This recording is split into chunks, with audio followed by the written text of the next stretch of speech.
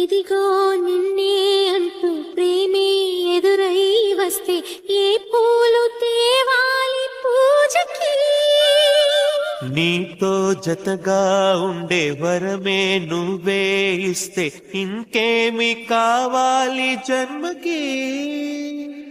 మచ్చలేని చంద్రుడిని మాట రాక చూస్తున్నా, వరస కాని బంధుని చొరవ చేసి అంటున్నా, ఇంకెప్పుడు ఒంటరినని అనరాదని, నీకు సొంతం అంటే నేనేనని.